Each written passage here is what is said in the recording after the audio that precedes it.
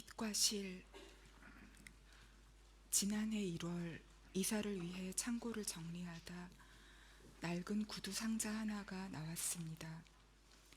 열어보니 유년 시절에 쓴 일기장 연화문건이 담겨 있었습니다. 표지에 시집이라는 단어가 연필로 적힌 얇은 중철 제본을 발견한 것은 그 포개어진 일기장들 사이에서였습니다. A5 크기의 갱지 5장을 절반으로 접고 스테이플러로 중철한 조그만 책자. 제목 아래에는 삐뚤빼뚤한 선 2개가 나란히 그려져 있었습니다. 왼쪽에서부터 올라가는 6단의 계단 모양 선 하나와 오른쪽으로 내려가는 7단의 계단 같은 선 하나. 그건 일종의 표지화였을까요? 아니면 그저 낙서였을 뿐일까요? 책자의 뒤쪽 표지에는 1979라는 연도와 내 이름이, 내지에는 모두 8편의 시들이 표지 제목과 같은 연필 필적으로 또박또박 적혀 있었습니다. 페이지의 하단마다에는 각기 다른 날짜들이 시간순으로 기입되어 있었습니다. 8살 아이답게 천진하고 서툰 문장들 사이에서 4월의 날짜가 적힌 시 한 편이 눈에 들어왔습니다. 다음에 2행짜리 연들로 시작되는 시였습니다. 사랑이란 어디 있을까? 팔딱팔딱 뛰는 나의 가슴 속에 있지. 사랑이란 무엇일까? 우리의 가슴과 가슴 사이를 연결해주는 금실이지. 40여 년의 시간을 단박에 건너 그 책자를 만들던 오후의 기억이 떠오른 건 그 순간이었습니다. 볼펜 깍지를 끼운 몽당 연필과 지우개 가루, 아버지의 방에서 몰래 가져온 커다란 철제 스테이플러. 곧 서울로 이사하게 된다는 것을 알게 된 뒤 그동안 자투리 종이들과 공책들과 문제집의 여백, 일기장 여기저기에 끄적여 놓았던 시들을 추려 모아두고 싶었던 마음도 이어 생각났습니다. 그 시집을 다 만들고 나자 어째서인지 누구에게도 보여주고 싶지 않아졌던 마음도. 일기장들과 그 책자를 원래대로 구두상자 안에 포개어 넣고 뚜껑을 덮기 전 이 시가 적힌 면을 휴대폰으로 찍어 두었습니다. 그 8살 아이가 사용한 단어 몇 개가 지금의 나와 연결되어 있다고 느꼈기 때문입니다. 뛰는 가슴 속 내 심장, 우리의 가슴과 가슴 사이, 그걸 잇는 금실, 빛을 내는 실. 그 후 14년이 흘러 처음으로 시를, 그 이듬해에 단편소설을 발표하며 나는 쓰는 사람이 되었습니다. 다시 5년이 더 흐른 뒤에는 약 3년에 걸쳐 완성한 첫 장편소설을 발표했습니다. 시를 쓰는 일도 단편소설을 쓰는 일도 좋아했지만 지금도 좋아합니다. 장편소설을 쓰는 일에는 특별한 매혹이 있었습니다. 완성까지 아무리 짧아도 1년, 길게는 7년까지 걸리는 장편소설은 내 개인적 삶의 상당한 기간들과 맞바꿈됩니다. 바로 그 점이 나는 좋았습니다. 그렇게 맞바꿔도 좋다고 결심할 만큼 중요하고 절실한 질문들 속으로 들어가 머물 수 있다는 것이. 하나의 장편소설을 쓸 때마다 나는 질문들을 견디며 그 안에 삽니다. 그 질문들의 끝에 다다를 때 대답을 찾아낼 때가 아니라 그 소설을 완성하게 됩니다. 그 소설을 시작하던 시점과 같은 사람일 수 없는, 그 소설을 쓰는 과정에서 변형된 나는 그 상태에서 다시 출발합니다. 다음의 질문들이 사슬처럼 또는 도미노처럼 포개어지고 이어지며 새로운 소설을 시작하게 됩니다. 세 번째 장편 소설인 채식주의자를 쓰던 2003년부터 2005년까지 나는 그렇게 몇 개의 고통스러운 질문들 안에서 머물고 있었습니다. 한 인간이 완전하게 결백한 존재가 되는 것은 가능한가? 우리는 얼마나 깊게 폭력을 거부할 수 있는가? 그걸 위해 더 이상 인간이라는 종에 속하기를 거부하는 이에게 어떤 일이 일어나는가? 폭력을 거부하기 위해 육식을 거부하고 종래에는 스스로 식물이 되었다고 믿으며 물 외에 어떤 것도 먹으려 하지 않는 여주인공 영희는 자신을 구원하기 위해 매 순간 죽음에 가까워지는 아이러니 안에 있습니다. 사실상 두 주인공이라고 할 수 있는 영혜와 인희의 자매는 소리 없이 비명을 지르며 악몽과 부서짐의 순간들을 통과해 마침내 함께 있습니다. 이 소설의 세계 속에서 영혜가 끝까지 살아있기를 바랐으므로 마지막 장면은 앰뷸런스 안입니다. 타오르는 초록의 불꽃 같은 나무들 사이로 구급차는 달리고 깨어있는 언니는 뚫어지게 창밖을 쏘아봅니다. 대답을 기다리듯 무엇인가에 항의하듯 이 소설 전체가 그렇게 질문의 상태에 놓여 있습니다. 응시하고 저항하며 대답을 기다리며 그 다음의 소설 바람이 분다 가라는 이 질문들에서 더 나아갑니다. 폭력을 거부하기 위해 삶과 세계를 거부할 수는 없다. 우리는 결국 식물이 될 수 없다. 그렇다면 어떻게 나아갈 것인가? 정체와 이틀릭체의 문장들이 충돌하며 흔들리는 미스터리 형식의 이 소설에서 오랫동안 죽음의 그림자와 싸워왔던 여주인공은 친구의 돌연한 죽음이 자살이 아니라는 것을 증명하기 위해 목숨을 걸고 분투합니다. 마지막 장면에서 죽음과 폭력으로부터 온 힘을 다해 배로 기어 나오는 그녀의 모습을 쓰며 나는 질문하고 있었습니다. 마침내 우리는 살아남아야 하지 않는가? 생명으로 진실을 증거해야 하는 것 아닌가? 다섯 번째 장편 소설인 히라버시가는 그 질문에서 다시 더 나아갑니다. 우리가 정말로 이 세계에서 살아나가야 한다면 어떤 지점에서 그것이 가능한가? 말을 잃은 여자와 서서히 시력을 잃어가는 남자는 각자의 침묵과 어둠 속에서 고독하게 나아가다가 서로를 발견합니다.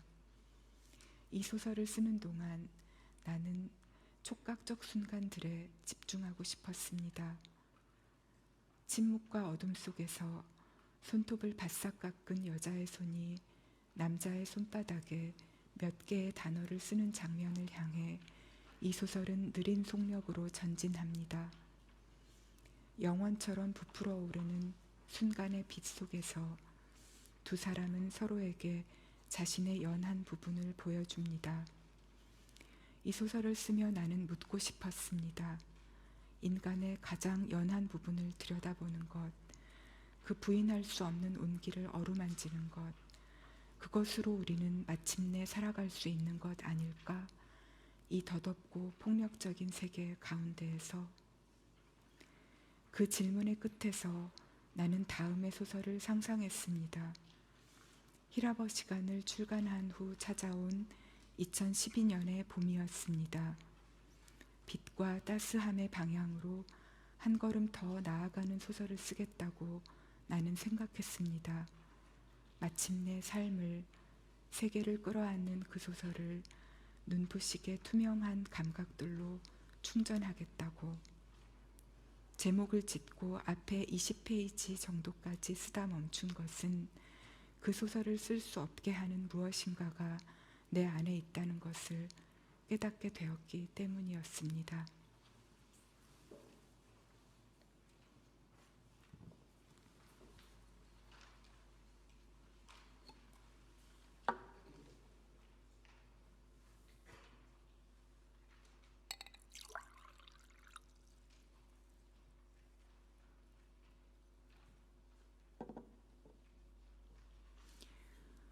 그 시점까지 나는 광주에 대해 쓰겠다는 생각을 단 한 번도 해보지 않았습니다. 1980년 1월 가족과 함께 광주를 떠난 뒤 4개월이 채 지나지 않아 그곳에서 학살이 벌어졌을 때 나는 9살이었습니다. 이후 몇 해가 흘러 서가에 거꾸로 꽂힌 광주 사진첩을 우연히 발견해 어른들 몰래 읽었을 때는 12살이었습니다. 쿠데타를 일으킨 신군부에 저항하다 곤봉과 총검, 총격에 살해된 시민들과 학생들의 사진들이 실려 있는 당시 정권의 철저한 언론 통제로 인해 왜곡된 진실을 증거하기 위해 유족들과 생존자들이 비밀리에 제작해 유통한 책이었습니다. 어렸던 나는 그 사진들의 정치적 의미를 정확히 이해할 수 없었으므로 그 훼손된 얼굴들은 오직 인간에 대한 근원적인 의문으로 내 안에 새겨졌습니다. 인간은 인간에게 이런 행동을 하는가? 나는 생각했습니다. 동시에 다른 의문도 있었습니다. 같은 책에 실려 있는 총상자들에게 피를 나눠주기 위해 대학병원 앞에서 끝없이 줄을 서 있는 사람들의 사진이었습니다. 인간은 인간에게 이런 행동을 하는가? 양립할 수 없어 보이는 두 질문이 충돌해 풀 수 없는 수수께끼가 되었습니다. 그러니까 2012년 봄, 삶을 껴안는 눈부시게 밝은 소설을 쓰려고 애쓰던 어느 날, 한 번도 풀린 적 없는 그 의문들을 내 안에서 다시 만나게 된 것이었습니다. 오래전에 이미 나는 인간에 대한 근원적 신뢰를 잃었다. 그런데 어떻게 세계를 껴안을 수 있겠는가? 그 불가능한 수수께끼를 대면하지 않으면 앞으로 갈 수 없다는 것을, 오직 글쓰기로만 그 의문들을 꿰뚫고 나아갈 수 있다는 것을 깨닫게 된 순간이었습니다. 그 후 1년 가까이 새로 쓸 소설에 대한 스케치를 하며 1980년 5월 광주가 하나의 겹으로 들어가는 소설을 상상했습니다. 그러다 망월동 묘지에 찾아간 것은 같은 해 12월, 눈이 몹시 내리고 난 다음 날 오후였습니다. 어두워질 무렵 심장에 손을 얹고 얼어붙은 묘지를 걸어 나오면서 생각했습니다. 광주가 하나의 겹이 되는 소설이 아니라 정면으로 광주를 다루는 소설을 쓰겠다고. 900여 명의 증언을 모은 책을 구해 약 한 달에 걸쳐 매일 9시간씩 읽어 완독했습니다. 이후 광주뿐 아니라 국가폭력의 다른 사례들을 다룬 자료들을 장소와 시간대를 넓혀 인간들이 전 세계에 걸쳐 긴 역사에 걸쳐 반복해온 학살들에 대한 책들을 읽었습니다. 그렇게 자료 작업을 하던 시기에 내가 떠올리곤 했던 두 개의 질문이 있습니다. 20대 중반에 일기장을 바꿀 때마다 맨 앞 페이지에 적었던 문장들입니다. 현재가 과거를 도울 수 있는가? 산 자가 죽은 자를 구할 수 있는가? 자료를 읽을수록 이 질문들은 불가능한 것으로 판명되는 듯 했습니다. 인간성의 가장 어두운 부분들을 지속적으로 접하며 오래전에 금이 갔다고 생각했던 인간성에 대한 믿음이 마저 깨어지고 부서지는 경험을 했기 때문입니다. 이 소설을 쓰는 일을 더 이상 진척할 수 없겠다고 거의 체념했을 때 한 젊은 야학교사의 일기를 읽었습니다. 1980년 5월 당시 광주에서 군인들이 잠시 물러간 뒤 열흘 동안 이루어졌던 시민자치의 절대 공동체에 참여했으며 군인들이 되돌아오기로 예고된 새벽까지 도청 옆 YWCA에 남아있다 살해되었던 수줍은 성격의 조용한 사람이었다는 박용주는 마지막 밤에 이렇게 썼습니다. 하느님, 왜 저에게는 양심이 있어 이렇게 저를 찌르고 아프게 하는 것입니까? 저는 살고 싶습니다. 그 문장들을 읽은 순간 이 소설이 어느 쪽으로 가야 하는지 벼락처럼 알게 되었습니다. 두 개의 질문을 이렇게 거꾸로 뒤집어야 한다는 것도 깨닫게 되었습니다. 과거가 현재를 도울 수 있는가? 죽은 자가 산 자를 구할 수 있는가? 이후 이 소설을 쓰는 동안 실제로 과거가 현재를 돕고 있다고, 죽은 자들이 산 자를 구하고 있다고 느낀 순간들이 있었습니다. 이따금 그 묘지에 다시 찾아갔는데 이상하게도 갈 때마다 날이 맑았습니다. 눈을 감으면 태양의 주황빛이 눈꺼풀 안쪽에 가득 찼습니다. 그것이 생명의 빛이라고 나는 느꼈습니다. 말할 수 없이 따스한 빛과 공기가 내 몸을 에워싸고 있다고. 12살에 그 사진첩을 본 이후 품게 된 나의 의문들은 이런 것이었습니다. 인간은 어떻게 이토록 폭력적인가? 동시에 인간은 어떻게 그토록 압도적인 폭력의 반대편에 설 수 있는가? 우리가 인간이라는 종에 속한다는 사실은 대체 무엇을 의미하는가? 인간의 참혹과 존엄 사이에서 두 벼랑 사이를 잇는 불가능한 허공의 길을 건너려면 죽은 자들의 도움이 필요했습니다. 이 소설의 주인공인 어린 동호가 어머니의 손을 힘껏 끌고 햇빛이 비치는 쪽으로 걸었던 것처럼, 당연하게도 나는 그 망자들에게, 유족들과 생존자들에게 일어난 어떤 일도 돌이킬 수 없었습니다. 할 수 있는 것은 내 몸의 감각과 감정과 생명을 빌려드리는 것 뿐이었습니다. 소설의 처음과 끝에 촛불을 밝히고 싶었기에 당시 시신을 수습하고 장례식을 치르는 곳이었던 상무관에서 첫 장면을 시작했습니다. 그곳에서 15살의 소년 동호가 시신들 위로 흰 천을 덮고 촛불을 밝힙니다. 파르스름한 심장 같은 불꽃의 중심을 응시합니다. 이 소설의 한국어 제목은 소년이 온다입니다. 온다는 오다라는 동사의 현재형입니다. 너라고 혹은 당신이라고 2인칭으로 불리는 순간 희끄무레한 어둠 속에서 깨어난 소년이 혼의 걸음걸이로 현재를 향해 다가옵니다. 점점 더 가까이 걸어와 현재가 됩니다. 인간의 잔혹성과 존엄함이 극한의 형태로 동시에 존재했던 시공간을 광주라고 부를 때, 광주는 더 이상 한 도시를 가리키는 고유명사가 아니라 보통 명사가 된다는 것을 나는 이 책을 쓰는 동안 알게 되었습니다. 시간과 공간을 건너 계속해서 우리에게 되돌아오는 현재형이라는 것을 바로 지금 이 순간에도.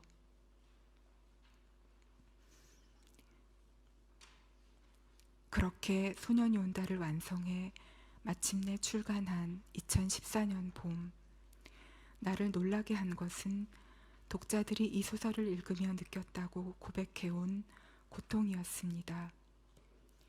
내가 이 소설을 쓰는 과정에서 느낀 고통과 그 책을 읽은 사람들이 느꼈다고 말하는 고통이 연결되어 있다는 사실에 대해 나는 생각해야만 했습니다. 그 고통의 이유는 무엇일까? 우리는 인간성을 믿고자 하기에 그 믿음이 흔들릴 때 자신이 파괴되는 것을 느끼는 것일까? 우리는 인간을 사랑하고자 하기에 그 사랑이 부서질 때 고통을 느끼는 것일까? 사랑에서 고통이 생겨나고 어떤 고통은 사랑의 증거인 것일까? 같은 해 6월에 꿈을 꾸었습니다. 성근 눈이 내리는 벌판을 걷는 꿈이었습니다. 벌판 가득 수천 수만 그루의 검은 통나무들이 심겨 있고 하나하나의 나무 뒤쪽마다 무덤의 봉분들이 있었습니다. 어느 순간부터 운동화 아래에 물이 밟혀 뒤를 돌아보자 지평선인 줄 알았던 벌판의 끝에서부터 바다가 밀려 들어오고 있었습니다. 왜 이런 곳에다 이 무덤들을 썼을까? 나는 스스로에게 물었습니다. 아래쪽 무덤들의 뼈들은 모두 쓸려가 버린 것 아닐까? 위쪽 무덤들의 뼈들이라도 옮겨야 하는 것 아닐까? 더 늦기 전에 지금. 하지만 어떻게 그게 가능할까? 나에게는 삽도 없는데, 벌써 발목까지 물이 차오르고 있는데. 꿈에서 깨어나 아직 어두운 창문을 보면서 이 꿈이 무엇인가 중요한 것을 말하고 있다고 느꼈습니다. 꿈을 기록한 뒤에는 이것이 다음 소설의 시작이 될 것 같다는 생각을 했습니다.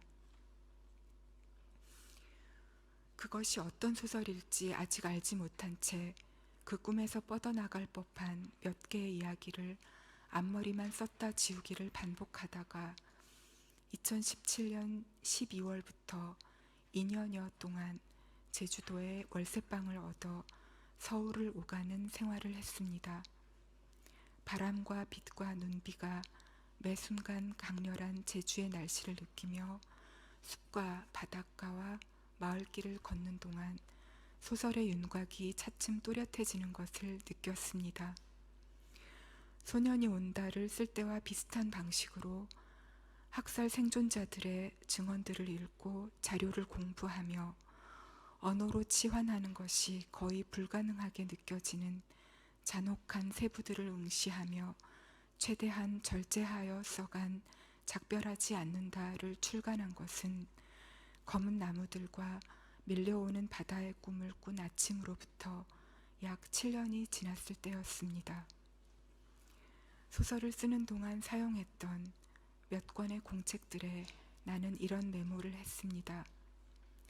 생명은 살고자 한다. 생명은 따뜻하다. 죽는다는 건 차가워지는 것. 얼굴에 쌓인 눈이 녹지 않는 것. 죽인다는 것은 차갑게 만드는 것. 역사 속에서의 인간과 우주 속에서의 인간, 바람과 해류, 전 세계를 잇는 물과 바람의 순환, 우리는 연결되어 있다.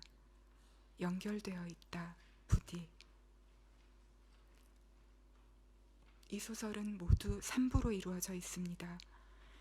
1부의 여정이 화자인 경하가 서울에서부터 제주 중산간에 있는 인선의 집까지 한 마리 새를 구하기 위해 폭설을 뚫고 가는 횡의 길이라면 2부는 그녀와 인선이 함께 인간의 밤 아래로 1948년 겨울 제주도에서 벌어졌던 민간인 학살의 시간으로 심해 아래로 내려가는 수직의 길입니다.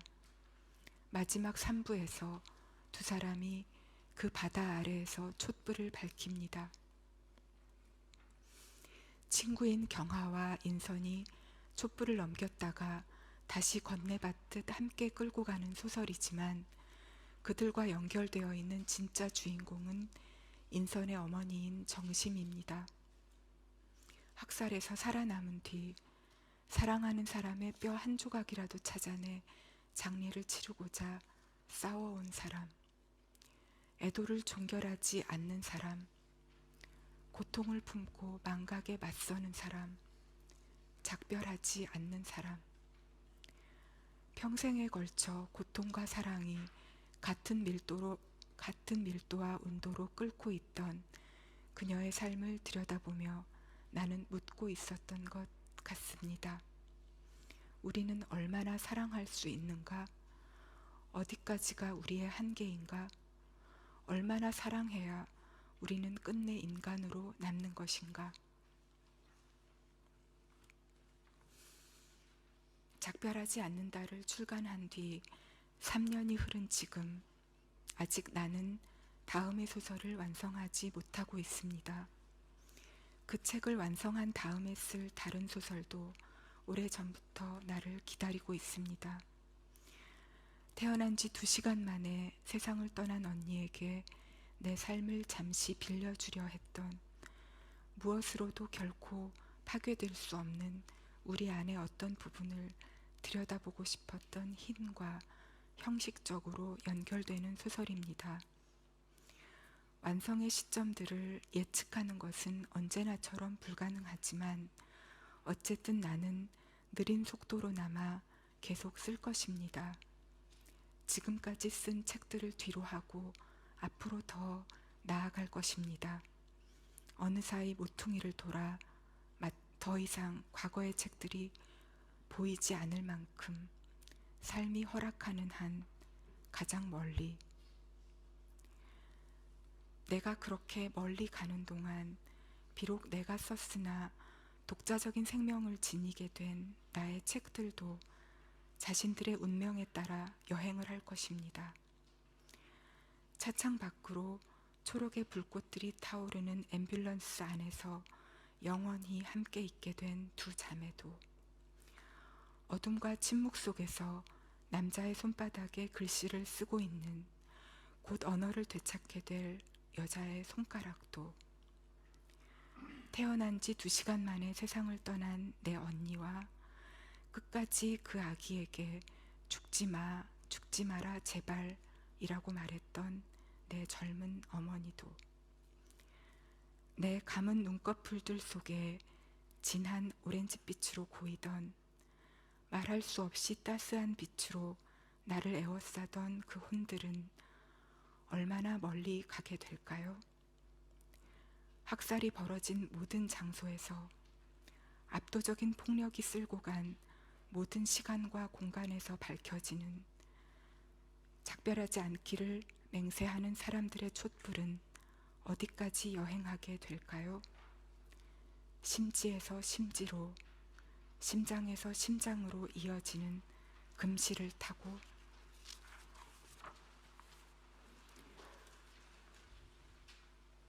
지난해 1월 낡은 구두 상자에서 찾아낸 중철 제본에서 1979년 4월에 나는 2개의 질문을 스스로에게 하고 있었습니다.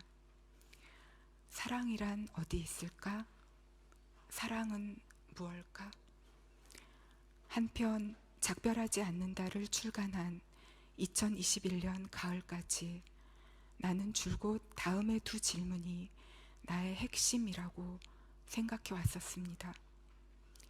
세계는 왜 이토록 폭력적이고 고통스러운가? 동시에 세계는 어떻게 이렇게 아름다운가? 이 2 질문 사이의 긴장과 내적 투쟁이 나의 글쓰기를 밀고 온 동력이었다고 오랫동안 믿어왔습니다. 첫 장편소설부터 최근의 장편소설까지 내 질문들의 국면은 계속해서 변하며 앞으로 나아갔지만 이 질문들만은 변하지 않은 일관된 것이었다고. 그러나 2, 3년 전부터 그 생각을 의심하게 되었습니다.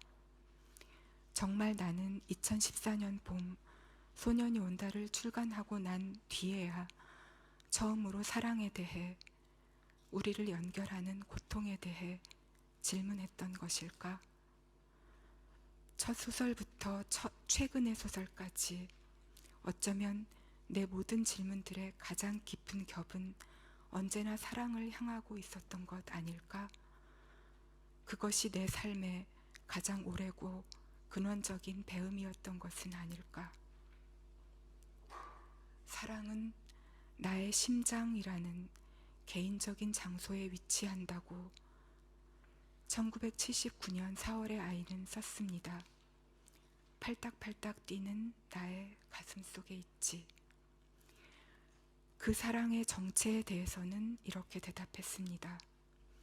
우리의 가슴과 가슴 사이를 연결해주는 금실이지. 소설을 쓸 때 나는 신체를 사용합니다. 보고 듣고 냄새 맡고 맛보고 부드러움과 온기와 차가움과 통증을 느끼는, 심장이 뛰고 갈증과 허기를 느끼고 걷고 달리고 바람과 눈비를 맞고 손을 맞잡는 모든 감각의 세부들을 사용합니다. 필멸하는 존재로서 따뜻한 피가 흐르는 몸을 가진 내가 느끼는 그 생생한 감각들을 전류처럼 문장들에 불어넣으려 하고 그 전류가 읽는 사람들에게 전달되는 것을 느낄 때면 놀라고 감동합니다. 언어가 우리를 잇는 실이라는 것을, 생명의 빛과 전류가 흐르는 그 실에 나의 질문들이 접속하고 있다는 사실을 실감하는 순간에 그 실에 연결되어 주었고 연결되어 줄 모든 분들에게 마음 깊은 감사의 인사를 드립니다. 감사합니다. Thank you.